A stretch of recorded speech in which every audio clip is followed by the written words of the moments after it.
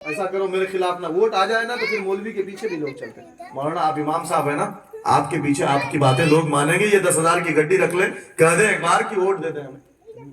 اسی طرح مستنجد باللہ خلیفہ وقت خلیفہ بغداد غوث پاک کی چوکھٹ میں آیا، کرنے لگا کچھ لے دے کے مسئلہ حل کر لو، میرے خلاف نہ بولا کرو۔ 10 تھیلیاں اشرفی کی لے کے آیا، کتنا؟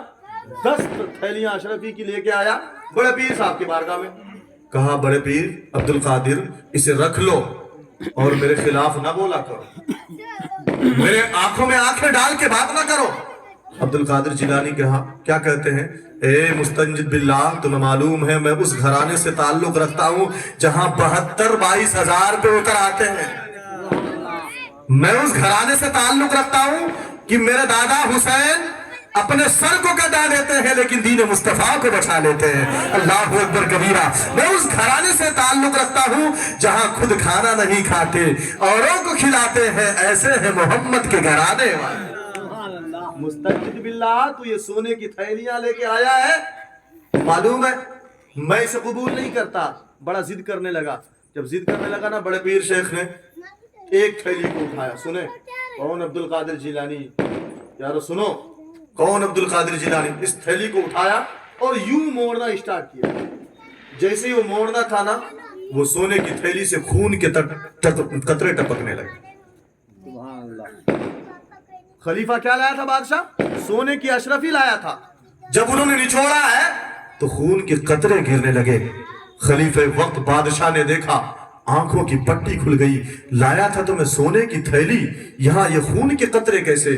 اللہ اکبر۔ غوث پاک کہتے سن کم بخت اے مستنجد باللہ، خلیفہ وقت تو ضرور ہوگا، زمانہ تجھ سے کانپتا ضرور ہوگا، لیکن میں محمد کے گھرانے سے تعلق رکھتا ہوں، مجھے زمانے کا خوف نہیں ہوتا ہے، مجھے خوف یہ ہے کہ تو غریبوں کا حق مار کے لایا ہے اور مجھے خوش کرنا چاہتا ہے، تو یتیموں کے حق کو مار کر کے لایا ہے، تو جو ہے بیواؤں کی حق کو غصب کر کے تو مجھے خوش کرنا چاہتا، تو محمد کی نوری نسل ایسے خوش نہیں ہوتے۔ ارے ہم نوری گھرانے والے ہیں، جان دے کر کے مال دے کر کے مصطفیٰ کی شریعت کی حفاظت کرتے ہیں۔ سمجھے میرے یارو، یہ غوث پاک ہے جو سونے کی تھیلی کو نچوڑ دے تو خون کا قطرہ پیدا ہوتا، جب حق حلال کا روزی کھایا جاتا ہے۔ اور غوث پاک ہو بھی کیوں نہ بھائی، انسان زندگی بھر اگر رزق حلال، اللہ کے نبی ارشاد فرماتے ہیں اگر بندہ 2 چیز کی ضمانت دے دے، 2 چیز کی اگر ضمانت دے دے تو اس کی دعا قبول ہونے سے کوئی روک ہی نہیں سکتا۔ یا رسول اللہ کون سی 2 چیز؟ کہا جب بھی بولو سچ بولو اور جب بھی کھاؤ حلال کھاؤ۔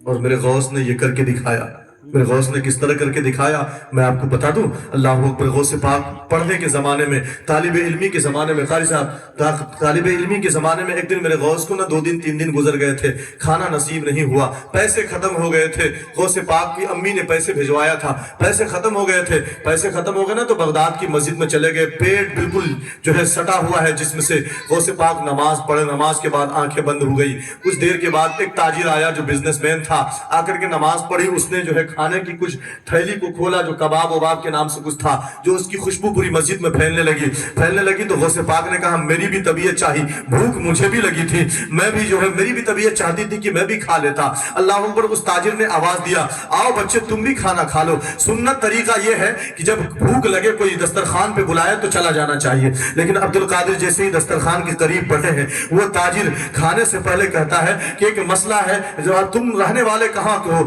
کہا میں رہنے والا گیلان کا ہوں اور میں یہاں بغداد میں طالب علم حاصل کرتا ہوں، طالب علمی کا زمانہ ہے۔ کہا کہ اچھا اگر طالب علم ہوں تو میرا مسئلہ آسان ہو گیا ہے، ایک مسئلہ یہ ہے کہ میں تاجر ہوں، بزنس مین ہوں، میرے پاس پیسے ختم ہو گئے ہیں، مال نقصان ہو گیا ہے۔ معلوم ہے ایک میرے علاقے میں گیلان کی دھرتی پر ایک ام الخیر، فاطمہ ام الخیر نام سے ایک محترمہ ایک عورت رہتی ہے جو بڑا پاک ہے، جو بڑی صاف ہے، اس کے بارے میں پورے گیلان میں جو ہے اس کی شہرت ہے، اس کا بیٹا بغداد میں کوئی علم حاصل کرتا ہے اور اس کو اس نے 40 دینار اشرفیاں بھجوائی تھی، لیکن میری مجبوری کی وجہ سے میں نے اس اشرفیوں سے یہ کھانے خرید لایا ہوں اور میں اسے کھانے کو بیٹھ گیا، کیا یہ کھانا میرے لیے جائز ہے؟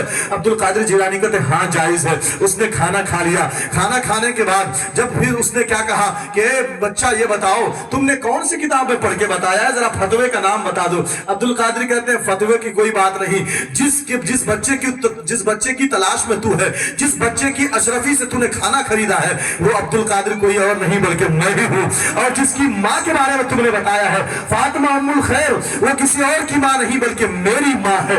جب ماں پارسا ہوتی ہے تو بیٹا عبد القادر پیدا ہوتا ہے۔ اللہ اکبر کبیرہ۔ وہ کہتا ہے کہ پھر تو نے اسی وقت کیوں نہیں بتایا کہ اب میرے پیسے تھے تو میں پورا کھانا تمہیں دیتا؟ کہا کہ نہیں، تمہیں معلوم نہیں، میں محمدی گھرانے کا بچہ ہوں، میں مہمانوں کو بٹھا کر کے اسے ذلیل نہیں کرتا، اسے بوجھ نہیں بناتا، میں مہمانوں کو خوشی سے کھانا کھلایا کرتا ہوں، میں مہمانوں کی مہمان نوازی کرتا ہوں۔ ارے میں تو مہمان نوازی پہ اگر ہم نوری گھرانی والے آ جائیں تو ابن زیاد کو پانی پلا دیا کرتے ہیں، اگر ہم مہمانی پہ اتر آئے، مہمان نوازی کی بات آئے تو کربلا میں جس نے میرے بابا کے سر کو کاٹ دیا، جس نے میرے بابا کو پانی بند کر دیا، جس نے جو ہے 72 نفوس قدسیہ کو بھوکوں سے مار دیا، اگر وہ میرے دروازے پہ آ جائے تو ہم ایسے لوگوں کو بھی کھانا کھلا دیا کریں۔